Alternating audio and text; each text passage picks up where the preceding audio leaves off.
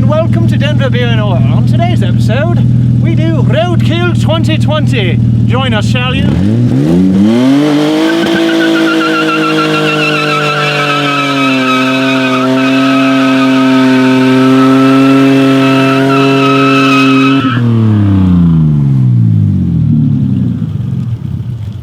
Welcome back to Denver Beer and Oil, everybody. Today, we are doing Roadkill stuff. For those of you who are unacquainted with Roadkill started by David Freiberger and Mike Finnegan. They basically travel across the country buying shitty cars, doing stupid things to them, putting nitrous in them, turboing them, going on road trips, going off-road, jumping cars, all kinds of, they're basically us, but like for old muscle cars. So the Roadkill Zip Tie Drags is in Tucson, Arizona, January 18th, 19th, and 20th, or no, say 18th and 19th, the 17th is prep. Anyway, regardless, so last year we built a car, that was kind of our channel kickoff. So for this year, we're gonna build, let's see, 1, 2, 3, we're probably bringing 4 cars. If Zach's coming. I can start you off on mine. Mine's gonna be, well, it was gonna be the focus of this entire series so far, but I think that's gonna percolate a lot of interest as well. So we're gonna be doing a lot of stuff on that. But this car right here is, I think it's an 89. Let's find out. I don't know, I bought this car for $400. It has no VIN sticker on it, so it's probably stolen. Anyway, it's a 535i. So these cars came with 3.5 liter inline 6s, made it to a 5-speed transmission, and possibly a limited slip rear differential. I think this one has an LSD, so I think I'm good. The first build, we turboed one of these, and it was going awesome, and we did a full build on it in 1 week, and it was crazy. But then I blew the engine up literally the night before we were supposed to leave for Roadkill. So we're gonna do it again. That car is actually going with us. We fixed it. It's got a new motor in it, we rebuilt. And it's going to be coming with us as well, but it's already done, so that's not any fun.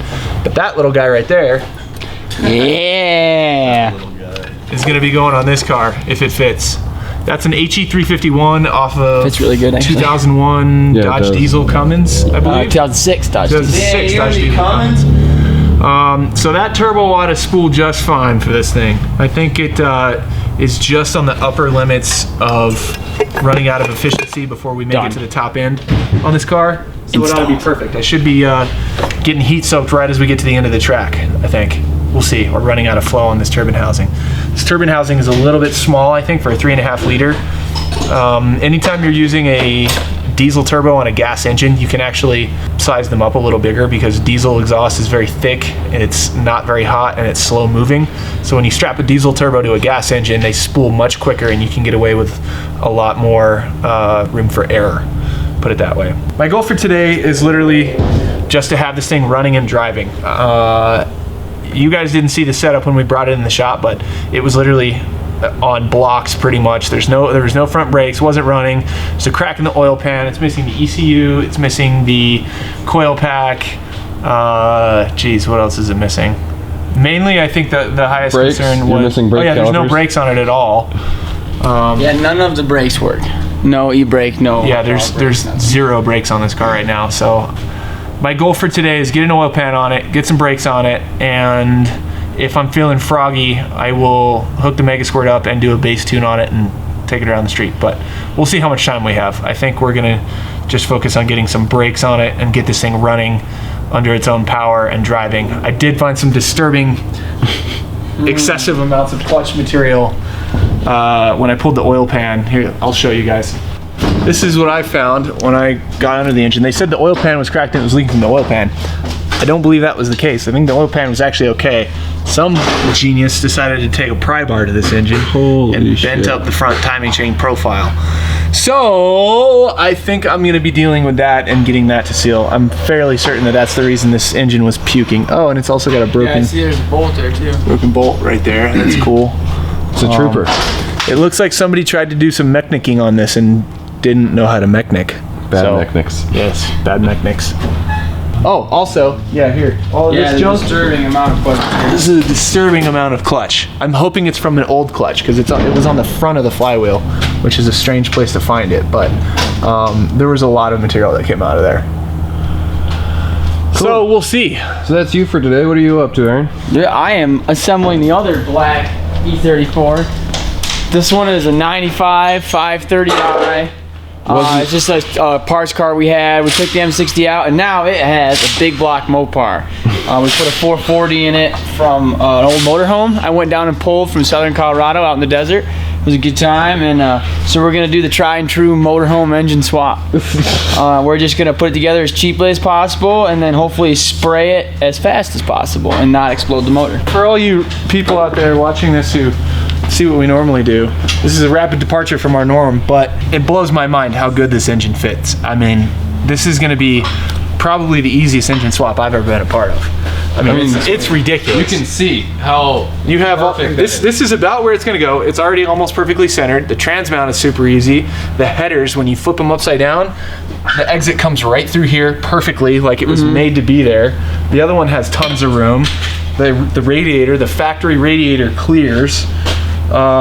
Geez, what else? Oh, the best part, the motor mounts border. I mean, if you didn't care about the oil pan, you could drop this down and it would sit right on the motor mount. I mean, if we drilled a hole right here, here's the motor mount. Boop, boop. It would drop right on. We're gonna do Edelbrock carb, custom fuel system. We're gonna use the original Chrysler ignition system. And then we're gonna kind of make our own engine harness out of an old BMW harness. It's been the tried and true combo for V8 swaps for us, so we're gonna just send it. Oh yeah, and the cherry on top is we're gonna put a nitrous plate on it, and we were gonna run a 200 shot, which all of us thought was a little aggressive. Well, we talked to a 35-year Mopar veteran who builds all sorts of cool stuff, and he thinks a 300 shot is where we want to be. So we're gonna. He didn't even hesitate. He kind of laughed at us when we said we were gonna only spray it 200 and hope it holds up. He laughed and said, "Spray it with 3 and you'll be fine." Yeah. I'm about to go to the store to get plate steel to build a tranny mount and some engine mounts. Hopefully. Very cool. That's the idea. So I think this is how we're going to film it. We've got 3 cars potentially waiting on Zach that are going to be prepared for Roadkill. So this is the intro, and then we're going to do 3 individual series on each car. Roadkill is going to be one big all-together event. Zach, we've gone over everybody else's stuff. What are you planning? So I'm definitely down.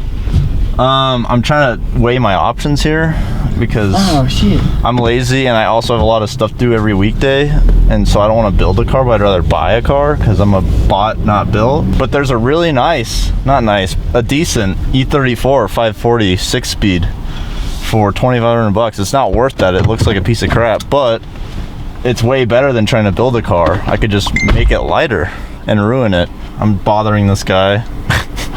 Hopefully he'll sell me his car for not stupid amounts of money. Just build my motor mounts out of like conduit. Okay, so we got the tranny mount adapter here. Yeah, and I'm wondering if I just buy like 3 sticks of this and we just cut, and then weld, you know, just make channel steel out of a bunch of this stuff. Would work.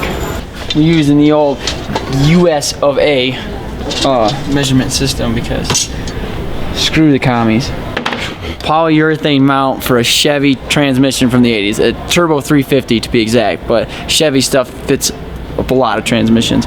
Anyway, the holes on the Mopar are only about this wide and they need to be that wide, so we're gonna drill this piece of plate here for both holes and then bolt it down and use spacers to kind of fit it all. So I got the oil pan on while all the slackers were slacking. And I hope it doesn't leak. I was not going to take the time to take this motor apart to replace that timing chain cover.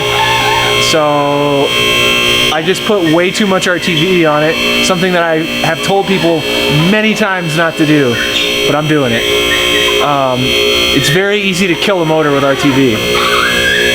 But anyway, I'll show you what we got going on here. Okay, so as you saw before, there was some major like scarring and pitting on the block side right here. So I put about 5 inches of RTV on it. Holy shit. Like a lot. A lot of RTV, and I just barely, I got these just so they're touching and then turn them like a quarter of a turn so it's starting to squish. Billy Murdo patented exterior seal technique. That's right. That's right. It's there's 3 levels of seal here. This is advanced seal technology. You have the internal seal, you've got the flat seal, and then you have the external seal. And that's a patent pending process. Don't anybody do that. And then you just didn't even bother getting that out. Oh yeah, there was a broken bolt right there, but it's just gonna be held on by RTV from now on. There we go. So anyway, all kidding aside though, here's my theory behind this. I've had this work before. I've sealed differentials and all kinds of goofy shit by doing this, but what I do is I put a bunch of RTV on it, put the pan on, or whatever sealing surface it is, get it to where the bolt touches, and put it like a quarter turn. Wait 24 hours. Come back the next day, snug them down, torque them like, I don't know, I would say don't even torque them. Do like a turn or a turn and a half, maybe. So that's what I'm going with. We're basically making a gasket in place that is a 3D seal to the shitty, pitted, nasty surface. So I'm hoping it works. I think it's gonna work. I got faith. I'll be okay. I think we need to make a license plate ducktail. I think that would be sweet, actually. Do like a, how big should I go? Should I do like a big old ducktail? It's gotta be like NASCAR. Yeah, or I can put the AC Schnitzer wing on it. Oh, that's not a good sign. What? There's a lot of water and coolant in here. I hope this doesn't have a fucking blown head gasket. I ain't got time. If this has a blown head gasket, I'm using the E30 truck. I'm not changing a damn head gasket on this car. I think this car needs to have nothing in it except for a driver's seat and a passenger seat. All right, so doing some lightweight modifications here, and I found some troubling things. Exhibit 1, thermostat. Exhibit 2, 3, and 4, lots of water. I really hope that this car does not have a blown head gasket. If it's got a blown head gasket, I'm not fixing it. So hopefully that's not the case. But that's not a good sign. Yeah, that sucks. Straight up block sealer in there. What'd you find?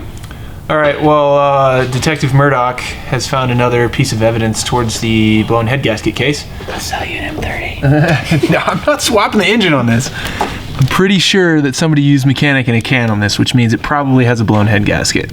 And that also explains the cooler thermostat and the water that I found in the trunk. So, I think this thing was DED dead. It runs, but I would be willing to bet you a silver dollar it's got a blown head gasket. But I guess we'll find out. No reason not to at least give it a shot, because I did already put the pan on it. Woe is me, I'll have to bring an LS1 swapped E30 truck if this doesn't work. Oh no. And obviously, I would actually like to do that more, because then it would make me finish it. Yeah. So I guess for now, while I'm waiting on this to cure, before I tighten these bolts down, I guess I'm gonna go help Aaron fabricate some engine mounts.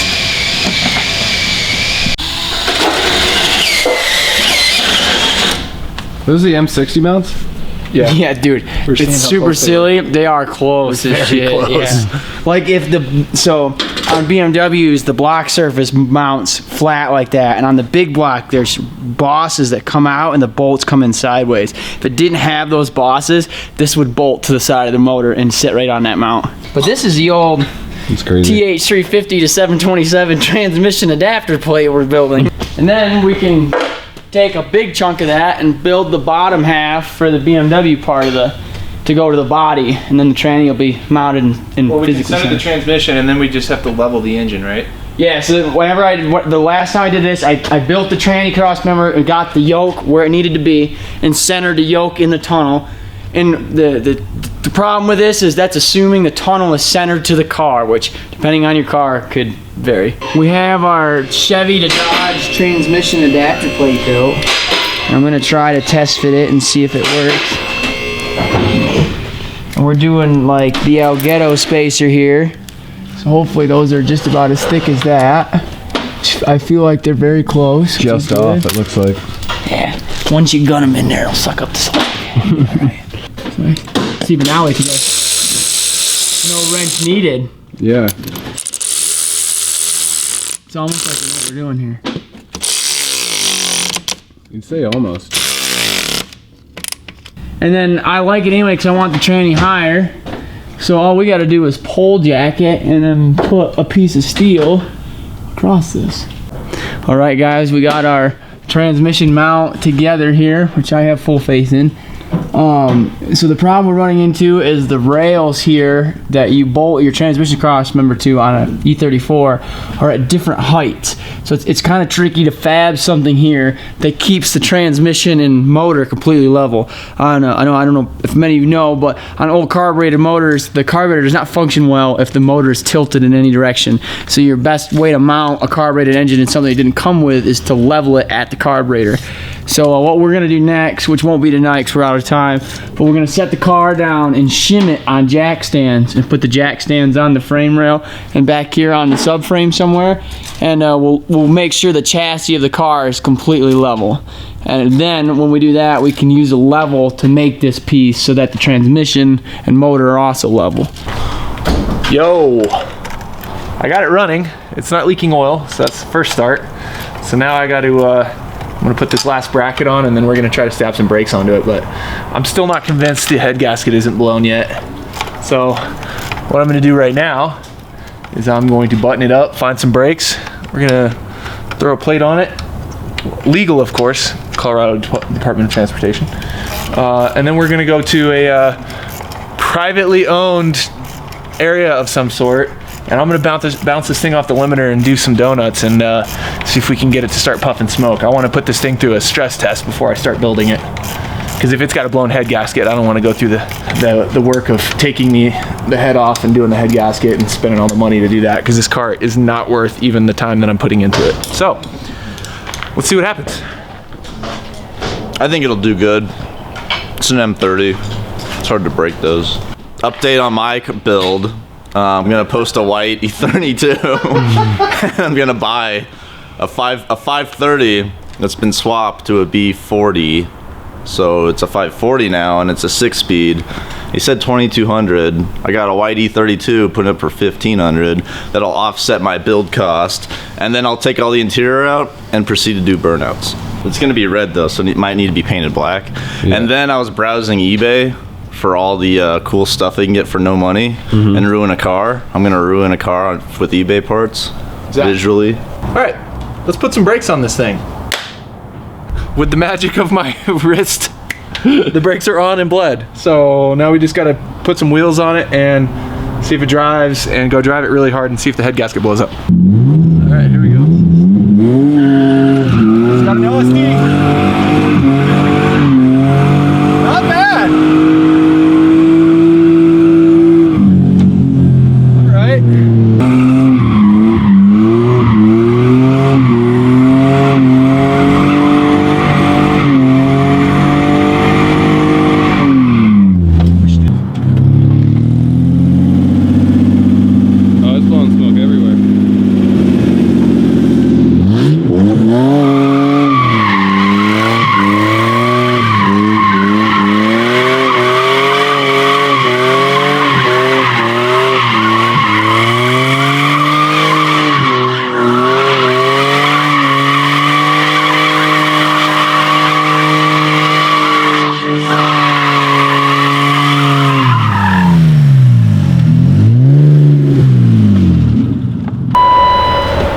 Say first operational test is satisfactory.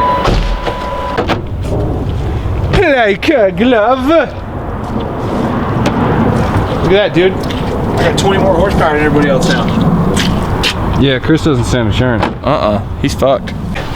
Thank you guys for watching. We really appreciate it. Don't forget to like, comment, subscribe if you want to see more of this ugly duckling getting built. If I haven't mentioned it enough already, we're building one car. We got another one that we haven't talked much about yet, but I don't think this has ever been done before.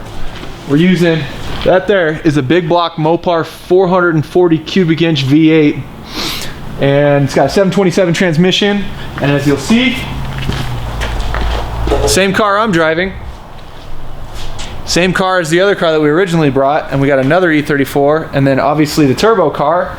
This is the car we originally built that I may or may not be duplicating depending on what my car ends up doing over the next week. But yeah, big turbo, precision, or wait, no, that's a Garrett. It's a Borg one or something. It's a turbo. Anyway, one of the brands. Yeah, Meg Squirt, blah blah blah. This is a really cool car. Chris is lazy, so he's not going to do anything to it. It barely runs and drives, so I think he's slacking. I think he's going to lose because he's overconfident. But anyway, yeah. So we're going to be bringing this one. This should make 700 horsepower if Chris does anything to it. As always, thank you for watching. Like, comment, subscribe. Let us know what we're doing wrong, what we're doing right.